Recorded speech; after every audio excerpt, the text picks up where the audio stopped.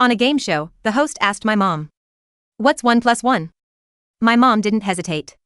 "It equals 3. Everyone froze. My family had joined the show to raise money for my astronomical medical bills. Answer 10 questions correctly and they'd win $5 million. After struggling through 9 questions, the host took pity and asked a softball question. This prize money was my lifeline. But my mom, a PhD in mathematics, deliberately answered it wrong. I bolted upright in my hospital bed, chest tight with pain. The host recovered quickly, plastering on a smile. Dr. Lily Smith is a mathematics PhD. Perhaps in unexplored mathematical fields, 1 plus 1 can equal 3. However, the question I just asked is very simple. You only need to think like a first grader. But my mom blinked and said firmly, 1 plus 1 is equal to 3. The host's expression darkened. My brother held up 2 fingers, waving them frantically in front of Mom's face. "Mom, just answer one more question correctly, and we can get the prize money for Chloe's surgery. This isn't the time for jokes." Dad was sweating bullets, too. "Honey, did you mishear the question or did you misspeak?" But no matter how Dad and my brother pleaded, Mom stuck to her answer, 1 plus 1 is equal to 3. The audience exploded. Is this mother insane? This has to be scripted. What mother would want her own child to die? Each question had a 10-minute time limit. As the countdown neared its end, I begged the doctor to help me video call the show. The production team connected immediately. My pale, weak face appeared on the big screen. The crowd gasped in sympathy. The host's eyes reddened with emotion. At 16, I'd been diagnosed with a malignant heart tumor and was in critical condition every moment. The only hope for my survival was this prize money. The host was frantic. There are only 3 minutes left on the countdown. If you answer incorrectly, all your family's efforts will be wasted. Qualify for the show. My whole family had stayed up for 3 months, memorizing the question bank. They barely made it through 9 questions. And now Mom was spouting nonsense. On the 10th, I spoke carefully. "Mom, the prize is $5 million. My treatment only cost $3 million. I won't take a penny of what's left. And when I recover, I'll work hard and give you every paycheck to show my gratitude." The crowd murmured sympathetically. Mom's eyes welled up, too. With 10 seconds left on the countdown, Mom raised her hand to indicate she wanted to change her answer. I finally breathed a sigh of relief. Maybe Mom had just been joking with everyone. "I'm sorry I spoke earlier. 1 plus 1 should equal." I held my breath. Mom surveyed the room then suddenly smiled. 1 plus 1 equals 1. The countdown ended. The $5 million on the screen instant. He disappeared. Then Mom said leisurely, "Sorry, I was careless. And said it wrong. 1 plus 1 should equal 2. But the countdown had ended. My surgery funds were gone. Sharp pain shot through my chest. I nearly blacked out from the agony. My brother lost control, shouting, "Mom! What are you doing? Chloe's going to die." Mom just calmly pointed at the screen. "Look, isn't Chloe suffering? You know she's suffering. And you deliberately answered wrong." My brother's eyes were bloodshot. "You knew perfectly well that if you answered correctly, she could live. This is all your fault." Mom suddenly raised her voice. "My fault. I didn't do it on purpose. Of course, I know 1 plus 1 is equal to 2. But I was just careless. Careless." My eyes widened in shock. How could anyone carelessly answer 1 plus 1 wrong? Mom knew perfectly well that without the prize money for surgery, I would die immediately. Why would she? Amid everyone's confusion and anger, Mom raised an eyebrow and turned to look at my brother, Carson. "Do you remember on your middle school entrance exam? You lost a full 5 points because you wrote 1 plus 1 equals 3? Because of those 5 points, you couldn't get into the top middle school. When I criticized you, then you had the nerve to talk back, saying you were just careless and would be more careful next time. Today I'm showing you exactly what kind of consequences a moment of carelessness can cause." Mom pointed at the big screen. "Take a good look and remember what Chloe looks like right now. Covered in sweat from pain. This is the consequence of carelessness. Today I'm using your sister's suffering to teach you a lesson." Everyone exploded. I stared in disbelief.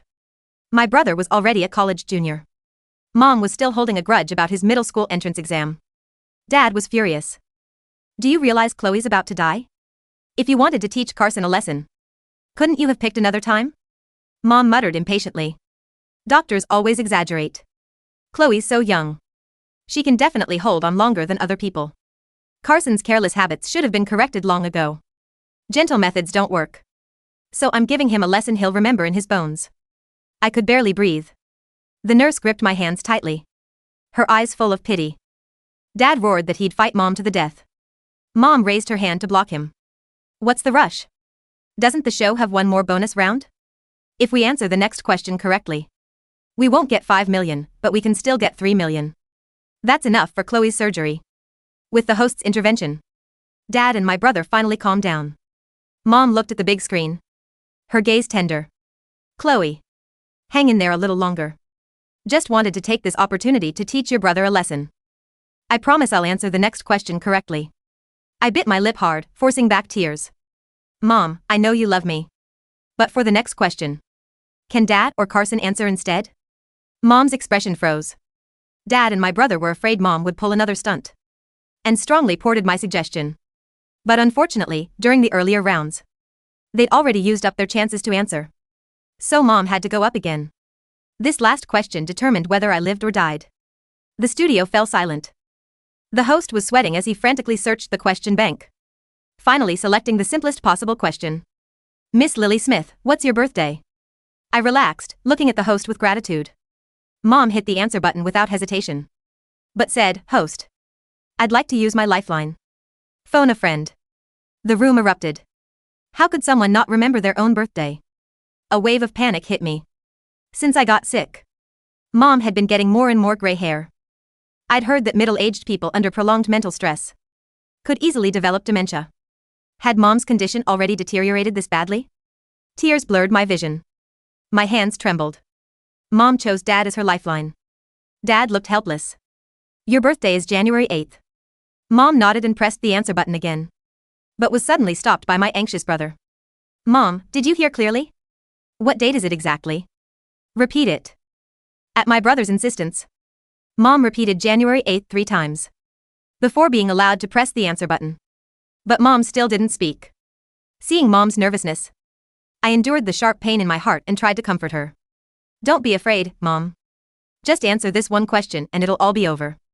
Mom smiled at me, but her answer plunged me into ice-cold despair. My birthday is January 9th. The air froze instantly. The host immediately tried to smooth things over. Your husband said your birthday is January 8th. Miss Smith must have spoken. Please answer again. But Mom's gaze was resolute. I didn't misspeak. I said it wrong on purpose. The audience exploded. My heart hurt so badly I couldn't straighten up. The nurse tried to end the video call, but I stopped her. Mom, why did you deliberately answer wrong again? My voice shook with pain. Mom's eyes filled with tears, but her tone was aggrieved. It's all your father's fault. Not just Dad. Everyone was stunned. Dad had told her the correct answer. What did he done wrong? Under the host's questioning, Mom wiped her tears and revealed the truth. A few weeks ago was our 20th wedding anniversary and my birthday. But Sean actually got the date wrong. Sean, you said my birthday was January 9th. So now I'm making it come true. Dad's veins bulged with anger. I did accidentally get your birthday wrong. But those few days I was working consecutive all-nighters to earn medical expenses for Chloe. I was completely exhausted and confused. So I got the date wrong. I apologized afterward. And worked 3 more weeks of all-night delivery shifts to buy you a gold bracelet to make up for it. Isn't that enough? Mom said nothing. Just bowed her head and wiped her tears. The countdown kept ticking down. The burning pain in my chest had become unbearable. Cold sweat soaking the bed sheets. Dad kept begging Mom to give the correct answer, so they could get the money and rush me into surgery. But Mom remained unmoved.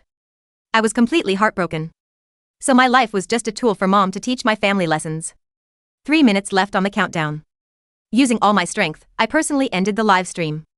The doctors and nurses in the room all had red eyes. My voice was barely a whisper, but utterly determined. Doctor, I want to sign an organ donation agreement also. After I die, I want my mom to witness the entire organ removal process. Mom, don't you love teaching people lessons? Then today I'll teach you one, too. The second I finished signing, excruciating pain engulfed my entire body. Everything went black. In the last second before I lost consciousness, I heard Mom roaring on the show. What are you all panicking about? Chloe's illness isn't new. How could she suddenly die just like that? Dad was forced to his knees before Mom in front of a national audience, begging forgiveness and promising never to forget another important date. Mom finally gave the correct answer in the last second, before the countdown ended. But it was already too late. In the emergency room, doctors frantically pressed on my chest. But my heartbeat grew weaker and weaker. Attending physician shouted, "We need to operate now." But the prize money hadn't arrived yet. My account only had a few $100s. Hospital policy only allowed standard emergency care. As consciousness faded, I seemed to see Mom. "Mom, you knew I could die any second. Why did you keep deliberately answering wrong and wasting time? Mom, don't you love me?" The doctor's CPR grew more forceful. I could almost hear my ribs cracking. "Mom, I really can't hold on much longer. If you could just come see me one last time, I wouldn't blame you." But I waited and waited. Shot after shot of epinephrine was injected into my veins. Yet my breathing still gradually weakened. The monitor beeped. Hospital policy. No money, no surgery. The doctor called the production team furiously. Didn't they answer correctly? Why hasn't the prize money arrived? But the production team was helpless, too. We wanted to transfer the money directly to the hospital account. But her mother insisted on cash. They're probably rushing to the hospital with the cash now. The breath I've been barely holding on to finally gave out. My heart monitor flatlined. Then I heard my family arguing. "Chloe's hanging by a thread. Why did you insist on cash?" Mom said, self-righteous. 3 years ago you got scammed out of $200 online. Online payments are so dangerous. And you still haven't learned cash is fast. Today I'm teaching you a good lesson. Dad was frantic, rushing forward. Fine. Fine. Cash is safe. But what about Chloe? Every second she waits puts her in more danger. Mom said reluctantly, "Stop talking. If Chloe's in danger, it's because you cursed her. She was fine this morning. How could something happen this afternoon in the emergency room?" The doctor was pulling a white sheet over my face. Oblivious Mom pushed open my hospital room door. "Chloe, Mom brought the money." The sound of the heavy canvas bag hitting the linoleum floor was louder than anything else in the room. It was a dull, heavy thud, $3 million in non-sequential bills, the weight of a life, or perhaps the weight of a tombstone. "Chloe," Mom said, her voice breathless from the run, a sheen of sweat on her forehead. She patted the bag proudly. "I told you cash was safer. The transfer would have taken hours. I made them open the vault. Look, I'm here." She looked around the room, expecting praise. She expected the nurses to scramble, the monitors to beat back to life, the machinery of salvation to start churning. Instead, she was met with a silence so profound it felt like the air had been sucked out of the universe. Dad was on the floor, his face buried in the rough hospital sheets near Chloe's hip. He wasn't making a sound, but his shoulders were heaving with a violence that shook the bed frame. Carson was standing in the corner, his back to the door, dragging his nails down his face, leaving angry red welts. And Chloe. Chloe lay perfectly still. The frantic rhythm of the emergency that Mom had heard over the phone, the shouting doctors, the cracking ribs, was gone. There was only the white sheet, pulled up with terrifying finality. Lily Smith frowned, her brow furrowing in that academic way she used when a student wrote an illogical proof on the chalkboard. "Why is everyone standing around?" Lily demanded, stepping over her husband's legs. She reached for the sheet. "Chloe, stop playing games. It's not funny. I brought the money. The lesson is over." She gripped the edge of the sheet. The attending physician, Dr. Sterling, stepped in front of her. He was a tall man, exhausted, with eyes that looked like they had seen too much death that day. He didn't look at her with the deference she was used to as a PhD. He looked at her with pure, unadulterated loathing. "Don't," Dr. Sterling said. His voice was shards of glass. "Get out of my way," Lily snapped. "I am her mother. I have the money. Operate." "There is no patient to operate on, Mrs. Smith," Dr. Sterling said. He didn't move. Time of death was 4:12 p.m. Exactly 3 minutes after you argued about the safety of online banking. Lily scoffed, a short, sharp sound. "Don't be ridiculous. People don't die that fast. She was fine this morning. She's just unconscious. Chloe. Wake up. Look at what your carelessness has caused, everyone is panicked." She shoved the doctor aside with surprising strength and ripped the sheet down. Chloe's face was waxy and pale, her lips tinged a deeply disturbing blue.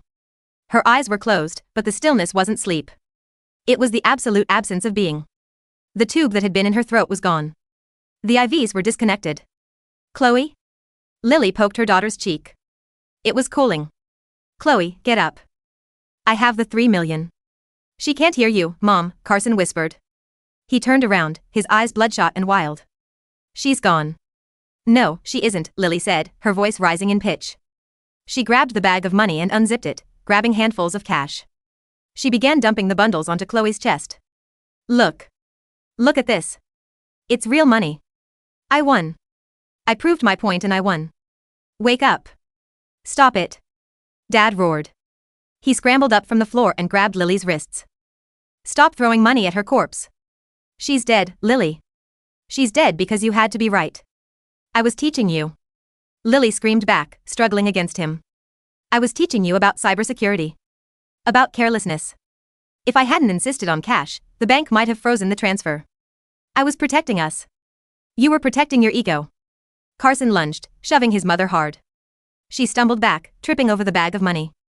She landed on the pile of cash, surrounded by the faces of presidents, looking up at her broken family. She's dead? Lily whispered, the reality finally beginning to pierce the armor of her narcissism. But 1 + 1 = 2. I said it. I fixed it. You were too late, Dr. Sterling said coldly. Biology doesn't care about your philosophy, Mrs. Smith. Hypoxia doesn't wait for you to finish a lecture. Her heart stopped. We couldn't restart it because we didn't have the equipment prepped, because we were waiting on funding you held hostage. The room spun. Lily looked at the money. It was just paper. Useless, green paper. Lily stammered. I can fix this. We can do CPR again. I'll pay double. Get out, Dad whispered. Sean, listen to me. I said get out. Dad screamed, a sound so primal it cracked his voice. Don't you dare look at her. Dr. Sterling stepped forward again, holding a clipboard. He looked at the weeping father and the furious brother, then turned his cold gaze to Lily. Actually, the doctor said, his tone shifting from anger to a dark, professional resolve. She can't leave. Not yet. Lily looked up, hopeful. See? There's a procedure? A resuscitation? No, Dr. Sterling said. He held up the document Chloe had signed with her dying hand. The ink was shaky, barely legible, but legally binding. Chloe signed an organ donation directive minutes before she passed. She knew you wouldn't arrive in time. My angel, Dad sobbed. Always giving. There is a stipulation, Dr. Sterling continued, his eyes locking onto Lily. Clause 4, Section B. A specific request by the donor regarding the witnessing of the procurement procedure. What does that mean? Carson asked, wiping his nose. She wanted her mother to witness the process, Dr. Sterling said. He read from the paper. Mom loves to teach lessons. She believes seeing the consequences is the only way to learn. If I die because of her delay, I want her to stand in the operating room and watch them take my heart out. I want her to see exactly what stopped beating. The silence that followed was heavier than death. Lily went pale. That's barbaric. I won't do it. It's a legal condition of the donation, Dr. Sterling lied smoothly. It wasn't strictly legal to force a witness, but the hospital ethics board was currently in chaos, and Sterling was the chief of surgery. He was willing to risk his license for this girl. If you refuse, we cannot harvest the organs.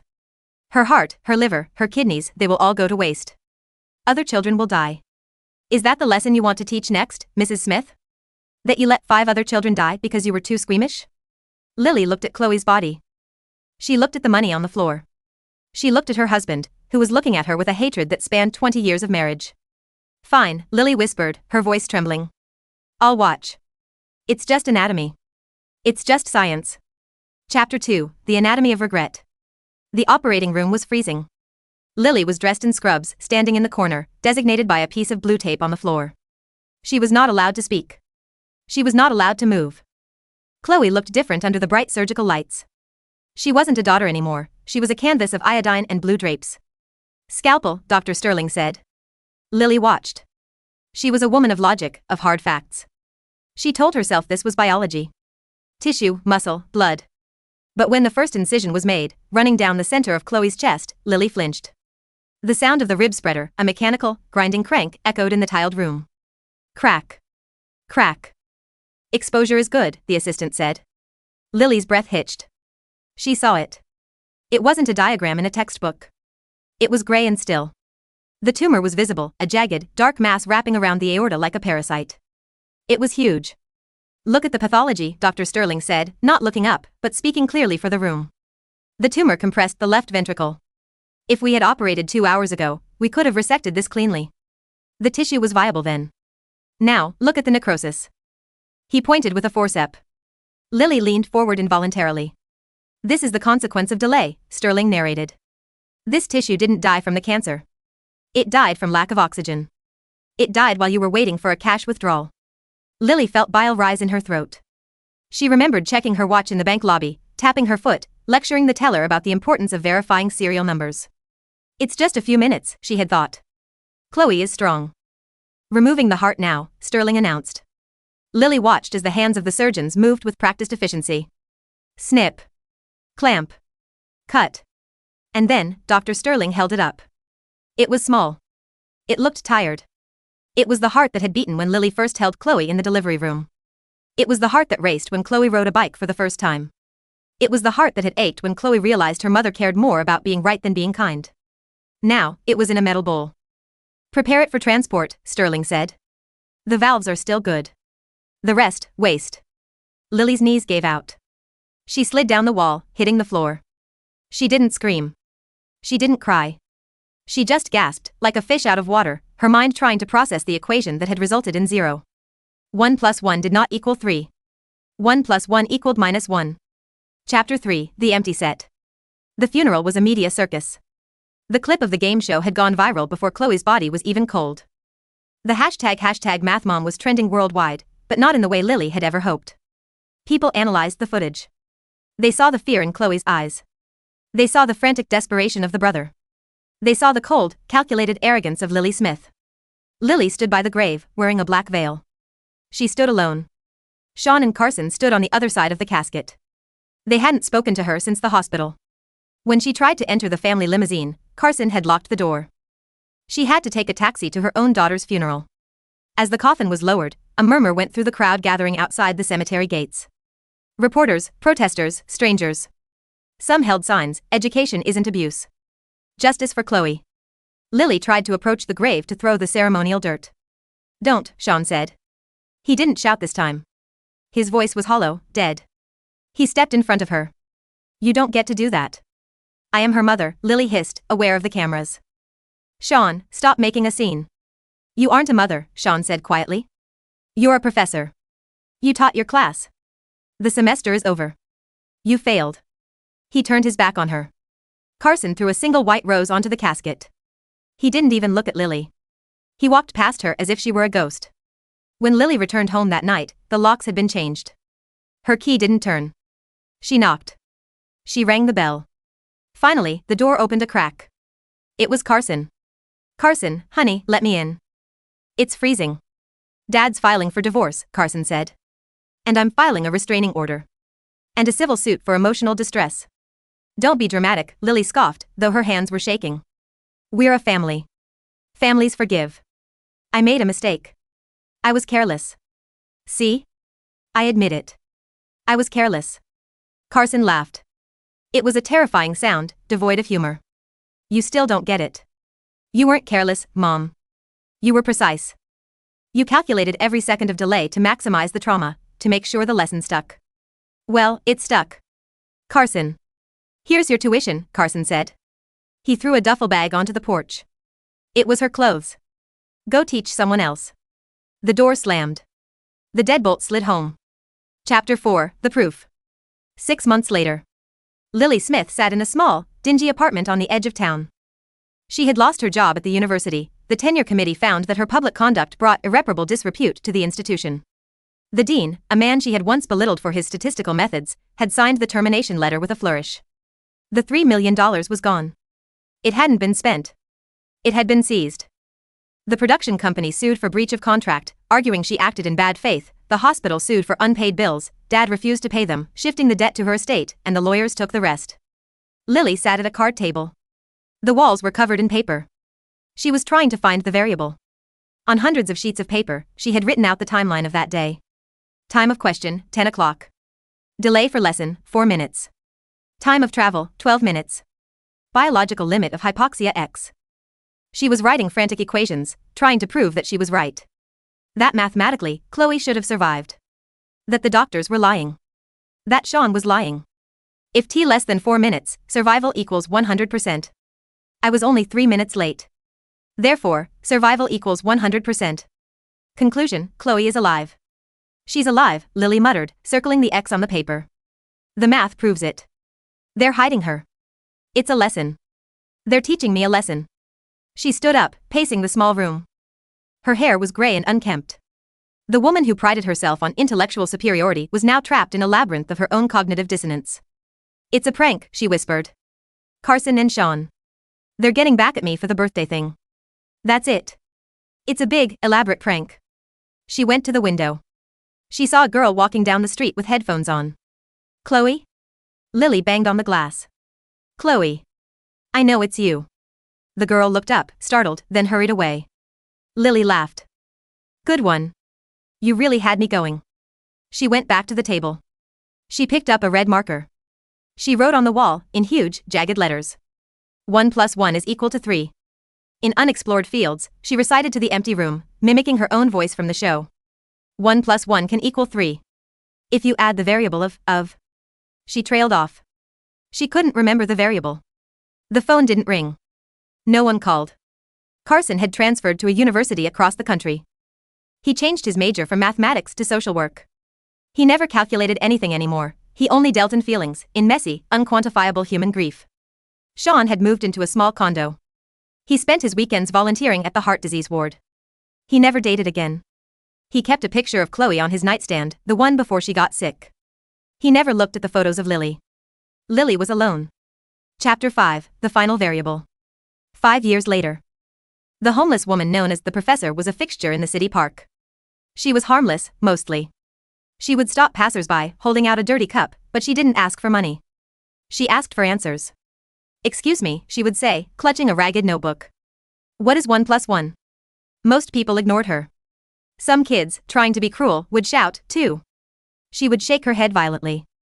No. Careless. You're being careless. If you say 2, she dies. You have to say 3. If you say 3, we get the extra time. One winter day, a young man sat on the bench near her. He was reading a book on advanced calculus. He looked familiar, though his face was older, harder. Lily shuffled over. She smelled of old rain and newspapers. She peered at the young man. Sir, she croaked. Pop quiz. What is 1 + 1? The young man looked up. Carson looked at his mother. He didn't see the imperious PhD anymore. He saw a broken equation. He saw a ruin. He didn't hate her anymore. Hate requires energy. He just felt a profound, aching pity for the waste of it all. It's 2, Lily, Carson said softly. Lily recoiled. No. You lose 5 points. You don't get into the top school. You have to say 3. It's 2, Carson said, closing his book. He stood up. And Chloe is dead. And you are here. And I am leaving. Lily blinked. The fog in her eyes cleared for a microsecond. She saw him. Really saw him. Carson, she whispered. Did I teach you? Did you learn the lesson? Carson looked at her, then at the frozen pond in the distance. Yeah, Mom, he said, his voice cracking slightly. I learned that being right is the least important thing in the world. I learned that love isn't a transaction. And I learned that some mistakes can't be corrected for extra credit. He reached into his pocket and pulled out a sandwich he had bought for lunch. He placed it on the bench next to her. Goodbye, Professor, he said. He walked away. Lily watched him go. She looked at the sandwich. She was hungry, starving actually. But her mind was catching on something he said. Mistakes can't be corrected. She sat down. She opened her notebook to a fresh, dirty page. She picked up a stub of a pencil. Problem, 1 life + 1 ego equals? She stared at the paper. The wind bit through her thin coat. The snow began to fall, covering the park in a white sheet, just like the one in the hospital room. She wrote the answer. 0. She stared at the 0. It was a perfect circle. A hole. An endless loop. Lily Smith closed her eyes. She leaned back against the cold wood of the bench. She imagined a game show host asking her a question. Question, Miss Smith, would you trade your degree, your pride, and your rightness to hear your daughter breathe for one more second? In the silence of her mind, for the first time in her life, she gave the correct answer. Yes. But the countdown had ended years ago. The lights were off. The studio was empty. And as the hypothermia set in, warm and deceiving, Lily finally stopped calculating.